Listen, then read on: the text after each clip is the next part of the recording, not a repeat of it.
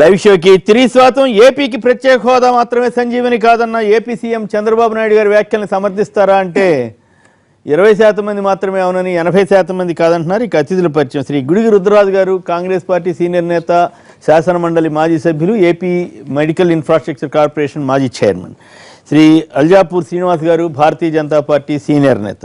శ్రీ చల్సాన్ శ్రీనివాస్ గారు, ఆంధ్ర మేధావుల ఫోరం అధ్యక్షులు, ప్రత్యేక హోదా సాధన సమితికి తరఫున పోరాటం చేస్తున్నటువంటి నేతల్లో ఒకరు.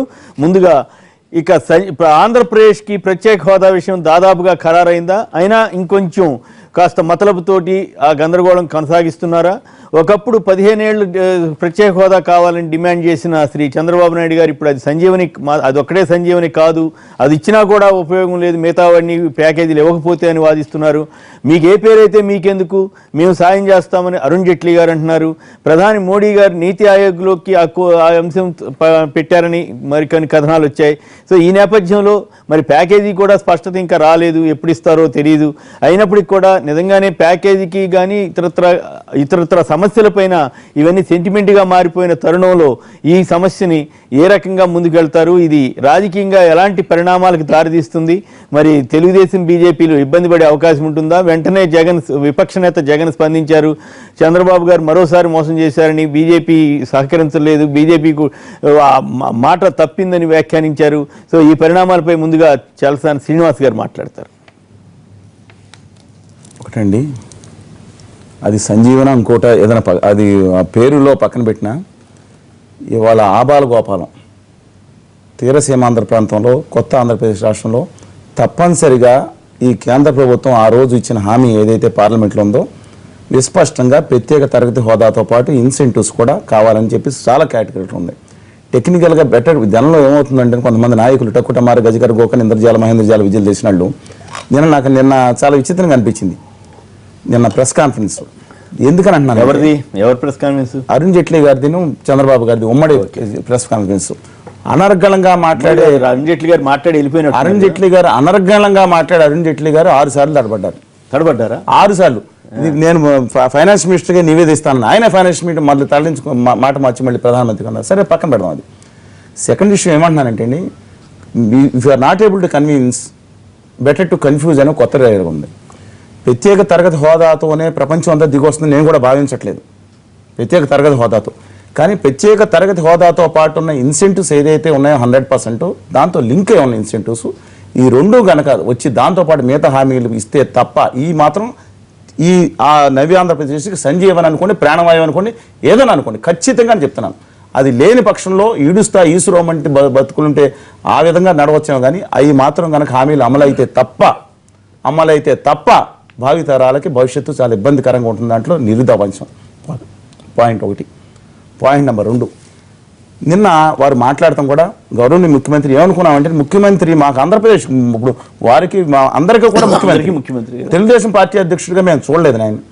ఆయన చాలా గౌరవంగా ఆంధ్రప్రదేశ్లో నిన్న మేమందరం ఎక్స్పెక్ట్ చేసింది ఏంటంటే ప్రధానమంత్రిగా చాలా గౌరవం పొందుతారు ఆయన దగ్గర అనుకున్నాం.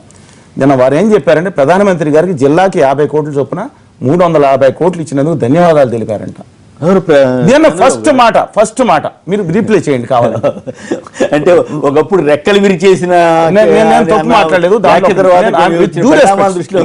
చంద్రబాబు వ్యక్తిగత డ్యూ రెస్పెక్ట్ నిన్న ఎంత ఆవేదన చెందారో పాపం అర్థమైంది ఎందుకు మాట్లాడారు. రెండోది 2003 సరదాగా అంటుంటా ఒక్క చంద్రన్న కాంతి అంత లేదు 350 కోట్లని 2000 ఇంకోటి కూడా చెప్తారు 23,500 కోట్ల రూపాయలు కావాలని రాస్తే 23,500 కోట్ల రూపాయలు కావాలని ఉత్తరాంధ్ర రాయలసీమ అత్యంత వెనుకబడిన రాయలసీమ ఆంధ్రప్రదేశ్ నేను చెప్తున్నా కదా భయంకరమైన ఉంటే justice delayed is justice denied నేను చెప్పలేదు, ప్రపంచ ప్రోవర్బ్ ఇది. ఈ నేపథ్యంలో 350 కోట్లు ఇస్తే దానికి 2,300 కోట్లు ఇచ్చినందుకు ప్రధానమంత్రి గారు మొదటగా ధన్యవాదాలు తెలిపన్నారు. మాకు అది భిక్షగా అనిపించింది, భిక్షకు ధన్యవాదాలు చెప్పగలిగిన హక్కు. ఇంకొకటి ఏంటంటే మొత్తం నిన్న జరిగిన దాంట్లో ఒక ఆశ కనపడింది. మీరు ఊహించిన దానికంటే నేను ఎక్కువ ఇస్తాను అదే భిక్షలాగా అనుకున్నారని తెలియదు కానీ ఒక పాయింట్ అరుణ్ జైట్లీ గారు ఇచ్చింది. అంతకు తప్పితే నిన్న జరిగింది లేదు, కొత్తగా వచ్చింది లేదు. ఊహించారనేది కూడా సమస్య కదా. 3 లక్షలు ఊహిస్తే 4 లక్షలు అది ఆ ఫిగర్ దానికి సంబంధం లేదు అంటే what ever it may B అని తప్పితే నిన్న కొత్తగా జరిగింది లేదు. కానీ ఇది ఆంధ్రప్రదేశ్ ప్రజలకి ఆశీర్పాతం అండి. ఎందుకంటే నమ్మించి మోసం చేస్తే ఇప్పుడు రామకృష్ణ గారు అన్న నరేంద్ర మోడీ గారు అంటే నమ్మించి మోసం చేసేవాళ్ళని ఆంధ్రప్రదేశ్ విషయం వరకు మిగతా విదేశీయాల జెండా బాగానే ఎగరేస్తున్నారు ఇండియాది. నేను ఆయన దాంట్లో విమర్శించున్నాను. కానీ ఇక్కడ ఆంధ్రప్రదేశ్ విషయంలో ఇవాళ కేంద్ర ప్రభుత్వం కూడా నిన్న సుజనా చౌదరి గారు మనం మాట్లాడితే మేము పోరాడతాం అంటున్నారు. ఒక్కసారి భారత రాజ్యాంగం చౌదరి గారు మాట చెప్పారు, మీ దృష్టికి వచ్చిందో లేదో. ఆయన ఏమన్నారంటే విభజన చట్టంలోని హామీలన్నీ అమలు చేసినా మంచి ప్యాకేజ్ ఇచ్చినట్లే అన్నారు. వారికి ఏంటంటే వారు కొంచెం అర్థం చేసుకోవాలి దాంట్లో. ఇంకో ముఖ్యమైన విషయం ఏంటంటే నిన్న ఆయన ఈ మీటింగ్లో ఆయన కర్ణాటక నుంచి ఎంపీ అయ్యి ఇక్కడ వీకెండ్కి వస్తూ ఉంటారు. ఆయన పేరు ఏదో మర్చిపోయానండి.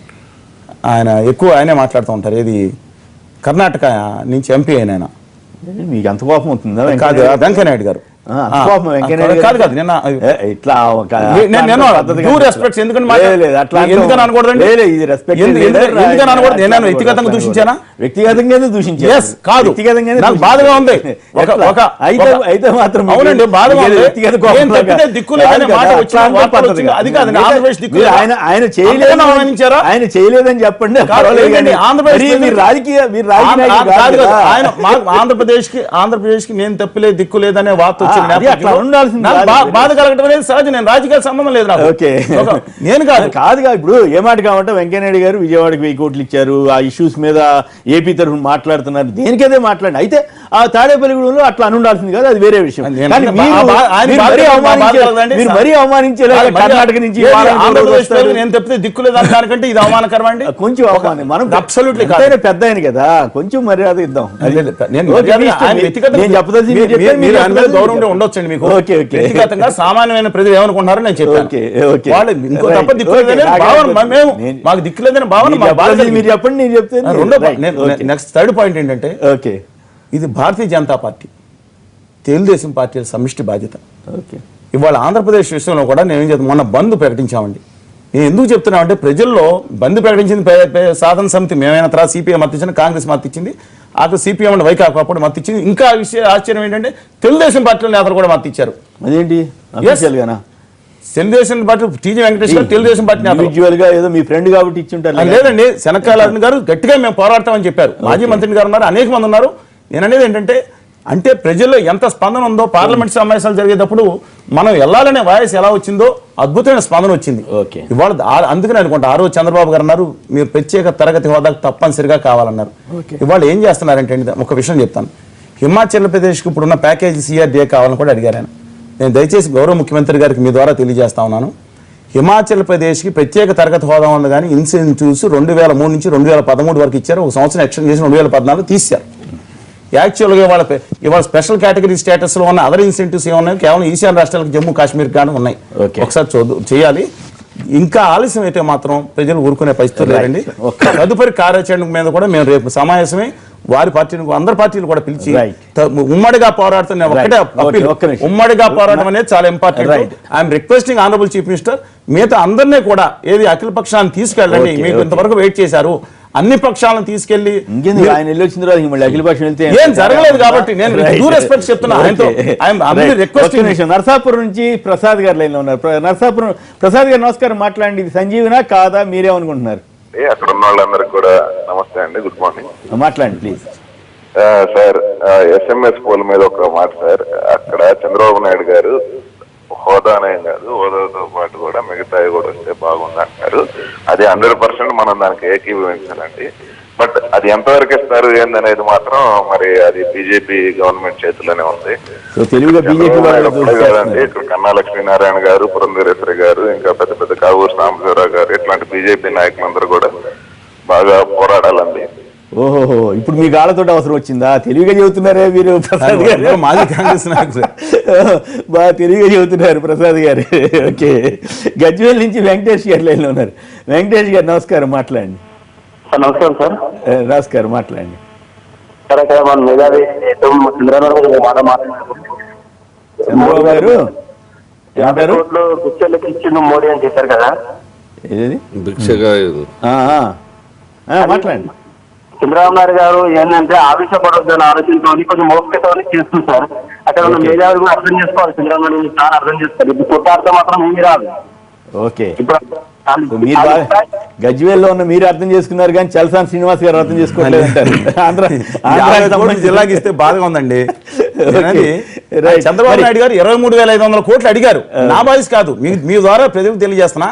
చంద్రబాబు నాయుడు గారు రాయలసీమకి ఉత్తరాంధ్రకి 23,500 కోట్లు కావాలని అడిగినప్పుడు 50 కోట్లు ఇచ్చారని బాధ కలిగింది. Right, okay. అంతేకాదు ఇప్పుడు ఈయన చెబుతున్నారు బాగానే ఉంది. 15 ఏళ్ళు ప్రత్యేక హోదా అడిగినటువంటి వాళ్ళు ఇప్పుడు అది సంజీవని కాదు అంటున్నారు కదా, మరి దానికి ఎట్లా సమాధానం చెప్తారు వెంకటేష్ గారు? Right, okay okay. రుద్రరాజు గారు మీరు మాట్లాడిన తర్వాత వారు సమాధానం చెప్తారు. బేసికల్గా నిన్న ముఖ్యమంత్రి చంద్రబాబు నాయుడు గారు ఇచ్చినటువంటి రిప్రజెంటేషన్ చూస్తే సుమారు పాత బిల్లు ఏదైతే ఉందో, యూపీఏ గవర్నమెంట్ గతంలో పాస్ చేసినటువంటి బిల్లు ఏదైతే ఉందో అదే బిల్లులోని అంశాలన్నింటినీ కూడా ఫర్దర్ ఎక్స్టెన్షన్గా ఎక్స్ప్లెనేటరీ నోట్స్ తోటి పెట్టినట్టే కనపడుతుంది. కానీ దీంట్లో కొత్తగా ఏం లేదంటారు. ఎందుకంటే స్టార్టింగ్లో టు డైవర్ట్ ఇదంతా జరుగుతున్నటువంటి ఇష్యూస్ కానీ, మా పార్టీ నాయకుడు మునుకోటి గారు ఆత్మహత్య చేసుకోవడం కానీ, లేకపోతే మొన్న కృష్ణా జిల్లాలో ఒక ఇది చేయడం కానీ, ఏదో కొంత డైవర్షన్ కోసం ప్రయత్నం చేసినట్టే కనపడుతుంది. కానీ ఫైనాన్స్ మినిస్టర్ గారు మాట్లాడిన మాటల్లో కానీ, ముఖ్యమంత్రి గారు మాట్లాడిన మాటల్లో కానీ క్లారిటీ ఆఫ్ ఎక్స్ప్రెషన్ ఎక్కడా లేదు. వాళ్ళకి తెలిసే చేశారనేటువంటి విషయం మనందరూ తెలుసు. ఎందుకంటే అడ్మినిస్ట్రేషన్లో చాలా అనుభవం ఉన్నటువంటి చంద్రబాబు నాయుడు గారు కానీ, లేకపోతే ఫైనాన్స్ మినిస్టర్గా, లీడర్ ఆఫ్ అపోజిషన్గా, ఇందులో చంద్రబాబు నాయుడు గారు ఈ యాక్ట్లో నేను ఇచ్చినటువంటి రిప్రజెంటేషన్లు ఏం చెప్పారంటే, జైట్లీ గారిని కోట్ చేస్తూ ఇచ్చారు. 3వ పేజీలో రిప్రజెంటేషన్ ఏం రాశారంటే, the then leader of the opposition Jaitley గారు డిమాండ్ చేశారు. దానికి ప్రైమ్ మినిస్టర్ మన్మోహన్ సింగ్ గారు పార్లమెంట్లో ఫ్లోర్ ఆఫ్ ది హౌస్లో ఇది ఇచ్చారు, స్పెషల్ కేటగిరీ స్టేటస్కి, దాన్ని ఇంప్లిమెంట్ చేయండి అని అడిగారు. మొన్నటి వరకు ఏం చెప్పారండి, కాంగ్రెస్ పార్టీ దీనికి ఏ విధమైనటువంటి యాక్ట్ చేయలేదు అని చెప్పారు. ఇప్పుడేమంటున్నారు, ప్రైమ్ మినిస్టర్ ఇచ్చినటువంటి అష్యూరెన్స్ని జైట్లీ గారు అపోజిషన్ లీడర్గా ఉన్నారు కాబట్టి గుర్తు చేస్తూ చెప్పారు.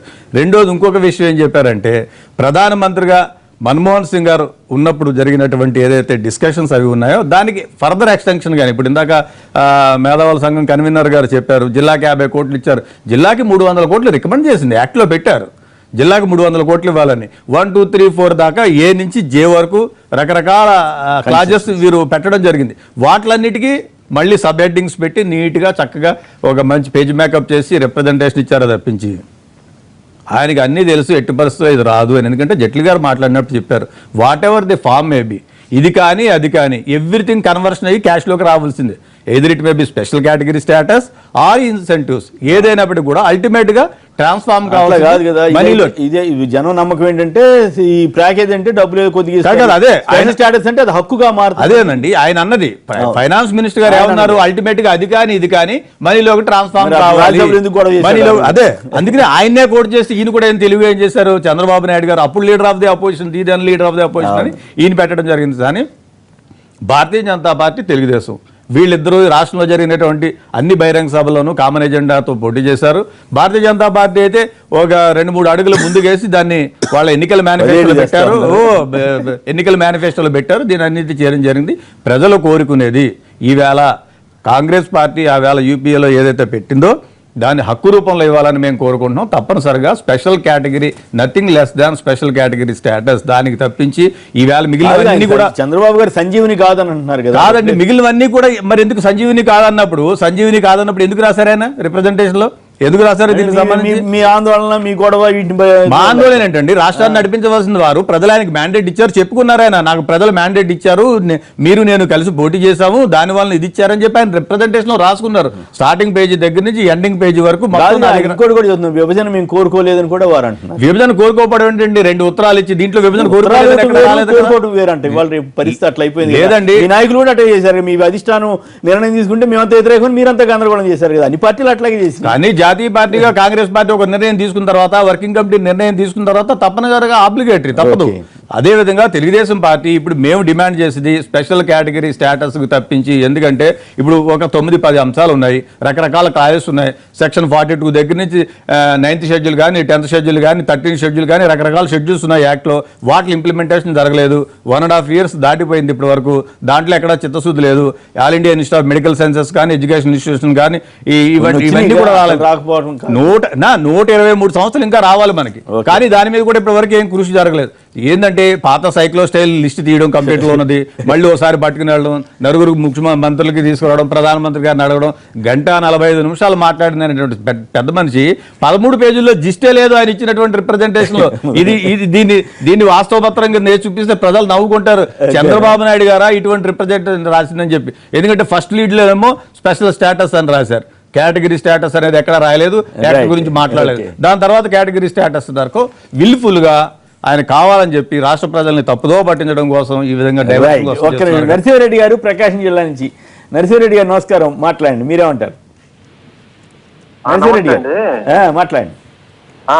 ఇప్పుడు ప్రత్యేక హోదా అయితే అది రాయితీలు ఇవన్నీ వస్తాయి కాబట్టి దానివల్ల డబ్బు పూర్వకంగా రాదు కదా. ఇప్పుడు ఈ డబ్బు ఇస్తారు కాబట్టి ఈ తెలుగుదేశం వాళ్ళు, ఈ కార్యకర్తలు, నాయకులు బాగా భోజనం చేయడానికి బాగుంటది. దానివల్ల లాభం ఉంటది కాబట్టి ప్రత్యేక హోదా కావాలన్న ఇంట్రెస్ట్ వాళ్ళకేం లేదు. వాళ్ళకి కేవలం ఏంటంటే డబ్బు పూర్వకంగా వస్తే మన నాయకులు ఎట్లా బాగుపడతారా, మన కార్యకర్తలు ఎట్లా బాగుపడతారా అనేది ఆలోచిస్తున్నారు. కానీ ప్రత్యేక హోదా కావాలా, మనకు రాయితీలు కావాలా, ఇక్కడ జనాలు బాగుపడాలనే ఆలోచన వాళ్ళకి ఏ కోశానా లేదు సార్. ఇక్కడ జరుగుతుంది కూడా ఇంకోటి సార్, చిన్న విషయం ఏంటంటే ప్రజాపాలన అనేది లేదు. ఎందువల్లంటే గ్రామాల్లో ఎన్నికబడ్డ సర్పంచులకు పవర్ లేదు, మండలాలలో ఉన్న మండల ఎంపీపీలకి పవర్ లేవు. కేవలం అప్రజాస్వామికంగా ఉన్న వాళ్ళ నాయకులకి కమిటీలను పెట్టి వాళ్ళ ద్వారా పనులు చేపించుకొని వాళ్ళకేదో లబ్ధి చేకూర్చాలని చూస్తున్నారు. కానీ ప్రజాస్వామికంగా చేయాలనే ఆలోచన తెలుగుదేశం వాళ్ళకి ఏ కోసైనా కూడా లేదు సార్. రైట్, అది వేరే చర్చ అనుకోండి. అయితే అప్పుడే తొందరపడి మరి బురదయటం కూడా కరెక్ట్ కాదేమో. నరసింహారెడ్డి గారు, ప్రతాప్ గారు జగ్గైపేట నుంచి లైన్లో ఉన్నారు. ప్రతాప్ గారు నమస్కారం, మాట్లాడండి. నమస్తే అండి కేఎస్ఆర్ గారు. నమస్కారం, మాట్లాడండి. ఇప్పుడు ప్రత్యేక హోదా గురించి, చంద్రబాబు నాయుడు గారి హామీల గురించి నరేంద్ర మోడీ గారి పార్టీ గుర్తు ప్రజలు ఏపీ ప్రజలు చెవిలో పెడితే నరేంద్ర మోడీ గారు చంద్రబాబు నాయుడు గారు చెవిలో పెట్టారని అనుకుంటున్నాం మేము. మళ్ళీ ఒకసారి చెప్పండి, అర్థం కాలేదు. హామీల గురించి నరేంద్ర మోడీ గారి పార్టీ గుర్తు ఏపీ ప్రజలు చెవిలో పెడితే చంద్రబాబు నాయుడు గారు, చంద్రబాబు నాయుడు గారికి మోడీ గారు ఆయన పార్టీ గుర్తును చెవిలో పెట్టలేదు తప్ప. బాగుంది, మీ చమత్కారం బాగుంది. చంద్రబాబు గారు ఏపీ ప్రజలకి చెవిలో పూలు పెడితే ప్రధాని మోడీ గారు చంద్రబాబు గారికి ఆయన పార్టీ గుర్తు పెట్టారు. ఓకే, పుల్లారెడ్డి గారు హైదరాబాద్ నుంచి లైన్లో ఉన్నారు. పుల్లారెడ్డి గారు నమస్కారం, మాట్లాడండి. సార్ నమస్కారం అండి, అందరికి నమస్కారాలు. ఇక్కడ ప్రత్యేక హోదా సంజీవని కాదు అని ఆ రోజు ముందుగానే చంద్రబాబు నాయుడు చెప్పొచ్చు కదా. ఇప్పుడు సంజీవని కాదు అని ముందుగానే చంద్రబాబు నాయుడు చెప్పొచ్చు కదా, మోడీ గారిని కలవక ముందే. ఇప్పుడు అక్కడ ఫెయిల్ అయిపోయి ఇప్పుడు సంజీవని కాదు, అది అమృతం కాదు, ఇది విషయం అని చెప్పడం ఎందుకు? సో మీకు నచ్చలేదు ఆ పాయింట్ అట్లయితే? తర్వాత ఇప్పుడు ఆయన అంతా ఆంధ్రప్రదేశ్ మీద కాన్సన్ట్రేట్, ఆంధ్ర ప్రత్యేకాంధ్ర అని చుట్టూ గుంటూరు, కృష్ణా జిల్లా, రాయలసీమ గతేంటి? రాయలసీమ రాళ్ళు అమ్ముకొని బతకాలనా, చిత్తూరు చింతపండు అమ్ముకోవాలనా, అనంతపురం అనపకాయలు అమ్ముకోవాలనా, కడప కర్నూలు కల్లరాళ్ళు అమ్ముకోవాలనా? అక్కడే అభివృద్ధి కనపరాలేదు, ఆయనకు చేయాలని నిర్మించలేదా? ఓకే, అభివృద్ధి వికేంద్రీకరణ కోరండి, కానీ మరీ అన్యాయంగా అట్లా ఇప్పుడు ప్రత్యేక హోదా కోరేవాళ్ళు ఆంధ్రప్రదేశ్ ప్రజలకి పిరికితనం నూరిపోస్తున్నారు.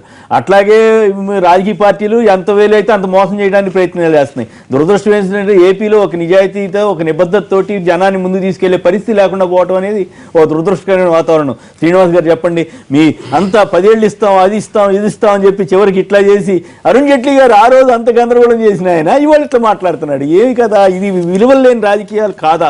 భారతీయ జనతా పార్టీ అంటే ఒకప్పుడు విలువలతో కూడిన రాజకీయం అనుకుంటే ఇప్పుడు ఇట్లా అయిపోయింది. ఇప్పుడు వీళ్ళిద్దరూ విమర్శిస్తా ఉన్నారు. మొదటగా పెద్దలు శ్రీనివాస్ గారు మాట్లాడిన దాన్ని నేను తీవ్రంగా బాధతో ఖండిస్తాను, విత్ డ్యూ రెస్పెక్ట్. దేని మీద? జాతీయ నాయకులు వెంకయ్యనాయుడు గారు, నేనే చెప్పేసి అప్పుడు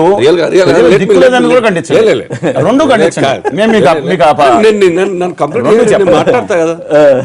మీ స్థాయిలో ఆ ప్రాంతానికి ప్రాతినిధ్యం వహిస్తూ ఉద్యమాన్ని నడుపుతున్నటువంటి వారు కేంద్రంతోనే మీ యొక్క లీడర్షిప్ ద్వారా మీ యొక్క ఇంపార్టెన్స్ పెంచుకునే విధంగా సమస్యల పరిష్కారంలో మీ రోల్ ఉండే విధంగా ఉండాలి. కానీ రెచ్చగొట్టినట్టు చేసినట్టయితే, సంబంధాలు దిగినట్టయితే నష్టం ప్రజలకే జరుగుతుంది.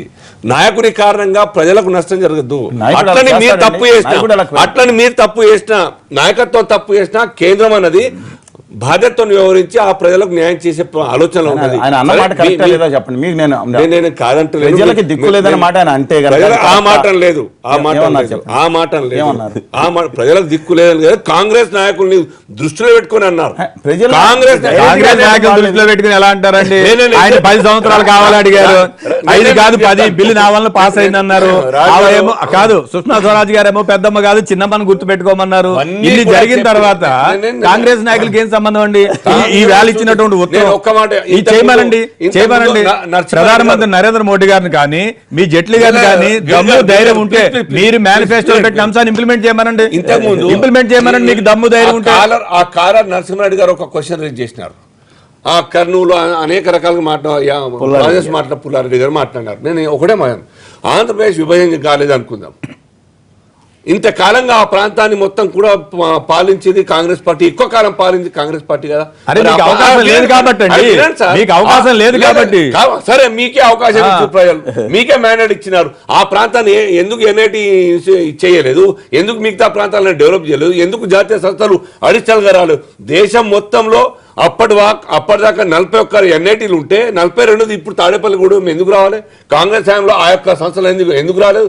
కాంగ్రెస్ హయాంలో ఆ యొక్క రాయలసీమ ప్రాంతాన్ని నీళ్ళు ఎందుకు అందియలేదు? చిత్తూరు సగం జిల్లా ఎందుకు పేదరికంలో పెట్టిన పోలవరానికి కాంగ్రెస్ పార్టీ పెట్టినటువంటి పోలవరానికి మీరు సంవత్సరం కాలంలో 100 కోట్లు లైనింగ్ కూడా సరిపోదు.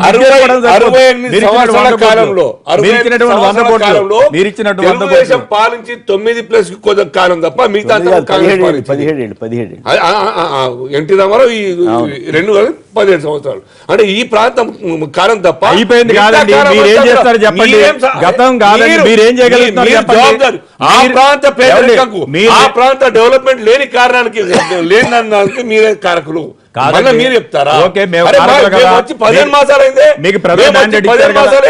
15 మాసాల్లో ఏదైతే యాక్ట్ లో చెప్పిన విధంగా ఏం చేస్తారు మీరు? జిల్లాకి 300 కోట్లు ఉంటే 50 కోట్లు ఇచ్చారు. అయిపోయిందా? జిల్లాకి 300 కోట్లు ఉంటే 50 కోట్లు ఇచ్చారు. 15 మాసాలు మొత్తం అయిపోయిందా? ఎంతకాలం కావాలండి? ఇంక 3 ఏళ్ళలో అయిపోతుంది. 50 అయిపోతుంది. 50 పాలించినారు మీరు, మీరేం చేయలేదు. 15 మాసాలు కూడా కాలేదు. యాక్ట్ చెప్పేది ఏమండి? చదివారో లేదో, act is meant for time bound. Act 5 సంవత్సరాలలో చాలా స్పష్టంగా శ్రీనివాస్ గారు చాలా స్పష్టంగా 22 వరకు ప్రధానమంత్రి గారు చాలా స్పష్టంగా చెప్పినారు. ఏం హామీ ఇచ్చినా మాకు గుర్తున్నది. యాక్ట్ లో ఏముంది మాకు తెలుసు. నేను తిరుపతికి వచ్చి మాట్లాడాను, హామీ ఇచ్చాను. తిరుపతికి వచ్చి హామీ ఇచ్చాను, మళ్ళీ తిరుపతికి వచ్చి ఆ యొక్క ప్యాకేజ్ గానీ మిగతా హామీలని కూడా ప్రకటిస్తారు. ఎప్పుడు చెప్పారండి? ప్రధానమంత్రి గారు ఎప్పుడు చెప్పారండి? చెప్పింది అది లీక్ అండి. అది it's a leak, not official. Chandrababu గారు చెప్పడం జ్యోతిలో వచ్చింది. అవునండి, it's only a leak. Leak అంటే ఉన్నాయా? Leak it's not on record. భారత ప్రధానిగా బయట మాటలు కదా మనం. మీరు ప్రజలు వినండి, మీరు చదువుకున్న వారి విజ్ఞులు ప్రజల లైవ్ లో రాంగ్ తప్పదో ఒక పత్రికలో మీరు భారతీయ జనతా పార్టీ సంగతి అందరికీ తెలుసు. గతంలో వినాయకుడు పాలు తాగాడు జనమంతా పాలు పట్టి బొమ్మల దగ్గర నిలబడ్డారు. మీరు అటువంటి ప్రచారాలు చేయొద్దు. మీరు ప్రధానమంత్రి చెప్పలేదు. దేశం మొత్తం నుంచి దూరం కాదండి, ప్రధానమంత్రి గారు ఆన్ రికార్డు చెప్పలేదు. కాదు ఈ మధ్య మోడీ గారు అంటే ప్రతిదీ మాట్లాడతారనుకునే పరిస్థితి నుంచి మోడీ గారు ఇప్పుడు ఏది మాట్లాడరనే పరిస్థితికి వెళ్ళి మోడీ గారు ఓటేనండి మనకి మాట్లాడతారు. ప్రభుత్వ నిబద్ధత చనిపోతున్నారండి ఇద్దరు. అరుణ్ జైట్లీ గారు ఒక మాట చెప్పాలి కదా.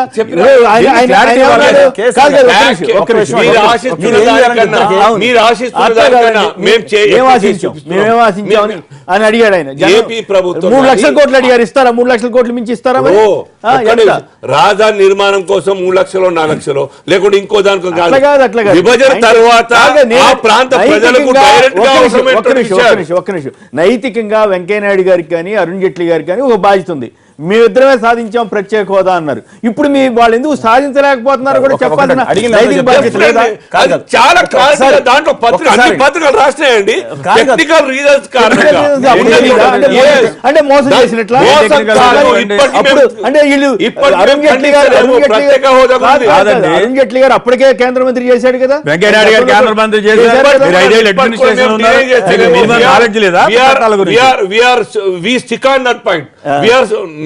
ఎప్పుడు చేస్తారు సార్? ఎప్పుడు చేస్తారు? అనేక రాష్ట్రాలు 11 రాష్ట్రాల యొక్క అనిల్ కుమార్ గారు హైదరాబాద్ నుంచి ఒక్క నిమిషం. అనిల్ కుమార్ గారు హైదరాబాద్ నుంచి. అనిల్ కుమార్ గారు నమస్కారం, మాట్లాడండి. హలో, నెల్లూరు మాట్లాడండి ప్లీజ్. నెల్లూరు మాట్లాడండి సార్. మాది ఉదయగిరి నియోజకవర్గం సార్. వెంకయ్యనాయుడు గారి నియోజకవర్గం. అవును సార్. మాకు ఫస్ట్ వెంకయ్యనాయుడిని ఇక్కడి నుంచి గెలిపించి పంపాం సార్ కేంద్రానికి. అవును, 2 సార్లు గెలిచారు కేంద్రానికి. తల్లి లాంటిది సార్ మా ఉదయగిరి నియోజకవర్గం. 83 40 సంవత్సరాల నుంచి వర్షాలు లేక ఇక్కడ మెట్ట ప్రాంతం మరీ పరిస్థితి దారుణంగా ఉంది సార్. ఓకే, కనీసం ఇక్కడ ప్రాజెక్టులో పూర్తి చేసి ప్రజలకి రుణాలు తెచ్చుకున్నామని ఆయనకి లేదు సార్, ఈ గవర్నమెంట్ కి లేదు సార్ ఇప్పుడుండే పరిస్థితుల్లో. అంతేనా? 15 సంవత్సరాల 7 సంవత్సరాల నుంచి వర్షాలే లేవు సార్ ఇక్కడ. మరీ దారుణంగా అయిపోయింది. జీవాలు బతకటం లేదు, మనుషులు బతకలేకపోతున్నారు, తాగునీరు లేదు. వెంకయ్యనాయుడు గారు ఉదయగిరి ప్రాంతానికి కాస్త డెవలప్మెంట్ యాక్టివిటీస్ ఏం చేయలేదా? హలో, వెంకయ్యనాయుడు గారు డెవలప్మెంట్ యాక్టివిటీస్ ఏం చేయలేదా ఉదయగిరి ప్రాంతానికి? అదే సార్, ఇప్పటికి ఏమీ నిధులు ఏమీ లేవు సార్. మామూలుగా తాగునీరు కూడా లేదు సార్. ఎక్కడన్నా బోరు పడితే దాంట్లో మామూలుగా ఫిల్టర్ చేయించుకొని ఎవరన్నా తెచ్చి వస్తే కొనుక్కొని తాగాల్సి వస్తుంది సార్. ఓకే ఓకే, ఇటువంటి విషయాల మీద వెంకయ్యనాయుడు గారిని దృష్టి పెట్టాలని మరి మీరంతా గట్టిగా నిలదీయండి, అడగండి, తప్పులేదు. ఆయన అవకాశం ఉంటే చేసే మనిషే కదా. స్పందించాలి సార్. మా ఉదయగిరి నియోజకవర్గంలో ప్రత్యేకంగా మీరు కూడా దృష్టి పెట్టాలి సార్. మేమేం చేస్తాం, మీ తరఫున మేము కూడా వెంకయ్యనాయుడు గారికి మరొకసారి అడుగుతున్నాం. ఉదయగిరి సంగతి చూడండి సార్, మీకు రాజకీయానికి నాంది పలికినటువంటి ప్రాంతం కదా అని అంటాం, అంతవరకే కదా. ఏమంటారు శ్రీనివాస్ గారు? అధికారికంగా రాష్ట్ర ప్రభుత్వం ఆంధ్రప్రదేశ్ రాష్ట్రం ఏర్పడిన తర్వాత 1,213 కోట్ల రూపాయల ఆర్థిక సదుపాయం నూతన రాజధాని కావాలని చెప్పి రాష్ట్ర ప్రభుత్వం అడిగింది. 1,00,000 కోట్లు అడిగింది. రెండోది, అది కాకుండా తక్కిన కీలక సదుపాయాల కోసం 41,253 కోట్ల రూపాయలు అడిగిందండి. మిగతా ఆర్థిక విపత్తుల కోసం 1800. నేనేం చెప్తున్నాను, ఆల్రెడీ గవర్నమెంట్ అడిగిన రికార్డు ఉంది. నేను ఒక మాట చెప్పనండి, అనుకోవద్దు. గవర్నమెంట్కి ఒక నిబద్ధత లేకుండా పోయింది, ఒక నిజాయితీ లేకుండా పోయింది. నేను చెప్తున్నాను, 60 మీరు ఉదుగుతు అన్నారు కదా, ఉదుగు తుఫానుకి 60,000 కోట్లు నష్టం అన్నారు. ఆ తర్వాత ఎన్ని కోట్లు అడగాలో తెలియక 20,000 కోట్లు అన్నారు. తర్వాత కింద మీద పడి 14,000 కోట్లు తీసుకొచ్చారు. ఆ తర్వాత కేంద్రం వచ్చి ఇది ఎక్కడ కూడా ఏమి లేదు, ఇక్కడ అంత ఎక్కడ ఉందని 1,000 కోట్లు అనౌన్స్ చేశాడు ఆయన. 1,000 కోట్లు అయిన తర్వాత కేంద్రం ఆఫీసర్లు వచ్చి అప్పుడు అంత లేదు, ఎక్కడ ఉంది, 800 కోట్లు అన్నారు. అంటే ప్రభుత్వాలకు ఒక నిజాయితీ లోపించింది అనే బాధ కలుగుతుంది. ఇదే మాట నరేంద్ర మోడీ గారి దగ్గర కూడా కొన్ని ఆంధ్రప్రదేశ్ వీక్ అవడానికి కారణం అని చెప్పి ఒక భారతీయ జనతా పార్టీ నాయకులు మాట్లాడారు. సరే, పక్కన ఉండొచ్చు. అంతేకాదు, నేను చాలాసార్లు ఓపెన్ గా చెప్పా, మీరు ప్రత్యేక హోదా అడిగేవాళ్ళు. ఈ నిన్న కూడా యనమల రామకృష్ణ గారు మేము 8,000 కోట్లు రుణమాఫీ చేసామన్నారు. 8,000 కోట్లు రుణమాఫీ చేసిన వాళ్ళు, 1,500 కోట్లు 1,600 కోట్లు పుష్కరాలు ఖర్చు పెట్టిన వాళ్ళు, 2,000 కోట్లు ఇండస్ట్రియల్ ఇన్సెంటివ్స్ ఇచ్చేసిన వాళ్ళు ఒక సంవత్సరంలోనే. మరి ఇతర రాష్ట్రాల వాళ్ళు అడిగితే ఏం చెప్పాలి?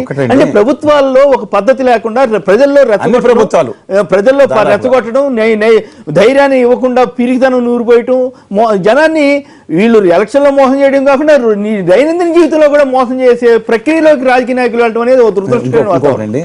మీరు ఇందాక పెద్దలు రుద్రరాజు గారును శ్రీనివాస్ గారు మాట్లాడుకుంటున్నారు. వీళ్ళిద్దరు పార్టీలు తలుచుకుంటే నాకు చాలా తీవ్రంగా మాట్లాడారు. వీళ్ళిద్దరు పార్టీలు తలుచుకుంటే 2 నిమిషాలండి. నాకు బాధ ఏంటంటే కాంగ్రెస్ పార్టీ వాళ్ళు ఉద్యమాలు చేసింది నిజంగా ధన్యవాదాలు, మాకు మా స్ట్రైక్ మర్తిచ్చిందండి. కానీ పార్లమెంట్ సమావేశాలు జరిగిన అన్ని రోజులు సుష్మా స్వరాజ్ గారు బళ్ళార్లో పోటీ చేసి సోనియా గాంధీ గారు ఇష్యూ మీద మాట్లాడినాళ్ళు.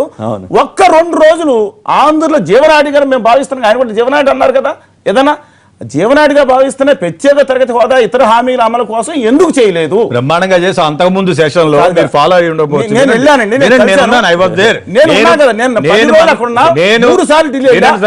మీ ఆఫీస్ ముందు మాట్లాడండి సార్. మీరు మా పార్టీ మీరు చెప్తే ఎలాగా? మీరు మా మీద ఎలిగేషన్ చేశారు కదా, నేను చెప్తా. మేము డెలిగేషన్ మా రాజ్యసభ లోక్సభలో వినండి సార్, వినండి. సోనియా గాంధీ గారు 2 సార్లు ఉత్తరం రాశారు. మాట్లాడారు? సోనియా గాంధీ గారు మాట్లాడారు అంది మీకు ఎవరండి? సోనియా గాంధీ గారు పార్లమెంట్ లో కూడా మాట్లాడారు. రెండు మాటలండి ఇష్యూ అది కాదు. ఇప్పుడు ఇద్దరు మాట్లాడుకున్నారు. మా సమస్య ఏంటంటే ఇక్కడ వైకాపా తెలుగుదేశం చంద్రబాబు గారు కష్టపడుతున్నారు కదా పక్కన పెట్టేసేయండి. నేను ఇక్కడ ఏమన్నా వీళ్ళిద్దరూ కనుక పార్లమెంట్ తలుచుకుంటే బీజేపీ కనుక కాంగ్రెస్ కనుక తలుచుకుంటే 5 నిమిషాల్లో వస్తుంది. లేదు 9 రాష్ట్రాల ముఖ్యమంత్రులు మేము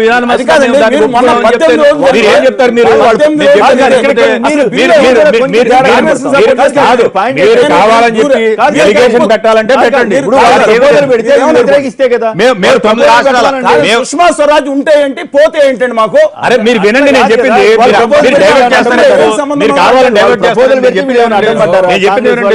ఏమండి కాంగ్రెస్ ఆంధ్రప్రదేశ్ వరకు మాట్లాడతానండి. మాట్లాడారు కదా, సమాధానం ఒకటే చెప్పండి. ఒకటే మీరు దయచేసి due respect Congress and BJP ఒకటే చెప్తున్నాం. మీరు జాతీయ పార్టీలు మీరు చెప్పాల్సిన ఒకటే, ఒక పార్లమెంట్ మీద కోస్తా రాయలసీమ ప్రజలు నమ్మకం పెట్టుకున్నారు. ఆ రోజు ఇబ్బంది జరిగినప్పుడు లేని పక్షంలో ఈ దేశంలో పౌరులు కాదన్న భావన వస్తుంది.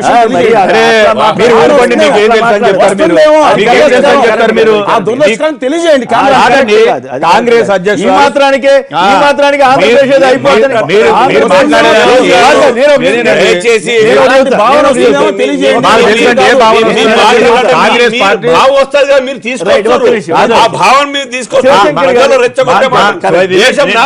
భావన మీరే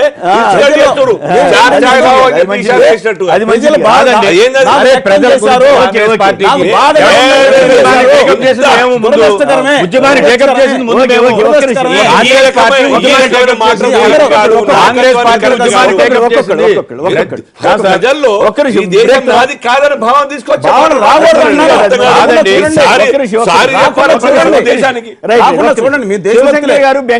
శివశంకర్ గారు బెంగళూరు నుంచి. సార్ నమస్తే సార్. నమస్కారం, మాట్లాడండి. అక్కడ ఉన్న పెద్దలందరికీ నమస్కారం సార్. ఈరోజు ప్రత్యేక హోదా మన కేంద్రము ఇవ్వడంలో చాలా జాప్యం చేసింది. అదే ఇంతకుముందు పార్లమెంట్ లో ఎక్స్పీరియన్స్ గా చేసినటువంటి అరుణ్ జైట్లీ గారు, వెంకయ్య నాయుడు గారు వీళ్ళందరికీ తెలిసే అప్పుడు ఇది రాదు, చెయ్యలేము, మనం ప్రభుత్వంలోకి వస్తాము అనేటువంటి అనుమానం ఉండేది అనుకుంటాను. బహుశా రాలేమనేసి అలా హామీలు గుప్పించారు. ఈ రోజైనా కూడాను ప్రత్యేక హోదా ప్యాకేజ్ కి చాలా తేడా ఉంది సార్. నేను నెట్ లో గూగుల్లో నేను ఒక సాఫ్ట్వేర్ ఇంజనీర్ గా చేస్తున్నాను. దాదాపు 8 గంటలు నిన్నంతా కూడా చూశాను. ప్రత్యేక ప్యాకేజీ ప్రత్యేక హోదా వల్ల చాలా బెనిఫిట్స్ ఉన్నాయి. ప్రత్యేక హోదా వల్ల ఒక కంపెనీలు ఈ రోజు మా లాంటి వాళ్ళంతా మేము హిందూపురం సంబంధించిన వాళ్ళం ఇక్కడికి వచ్చేసి బెంగళూరులో ఉద్యోగులుగా చేసుకుంటున్నాం దాదాపు 10 సంవత్సరాల నుంచి. అదే ఇక్కడికి వచ్చేస్తే ప్రత్యేక హోదా ఇస్తే ఆ పన్నుల వల్ల, రాయితీల వల్ల, ఇన్కమ్ ట్యాక్స్ రాయితీల వల్ల కంపెనీలు అనేవి కూడా క్యూ కట్టుకుని వస్తాయి. హిమాచల్ ప్రదేశ్ కి మన హైదరాబాద్ నుంచి ఫార్మాస్యూటికల్ ఇండస్ట్రీస్ హిమాచల్ ప్రదేశ్ లో ప్రత్యేక హోదా ప్రకటించినప్పుడు దాదాపు 68 కంపెనీలు 3 నెలల లోపల వెళ్ళిపోయినాయి సార్. దాదాపు 800 కోట్ల నెలకి ఇన్కమ్ ట్యాక్స్ ఇక్కడ హైదరాబాద్ కోల్పోయింది. ఆ సర్వే చూస్తే అంటే ఎంతగా వస్తాయంటే ఇక్కడ హైదరాబాద్ అభివృద్ధి చెందినా కూడా అక్కడికి వెళ్ళిపోయాయి.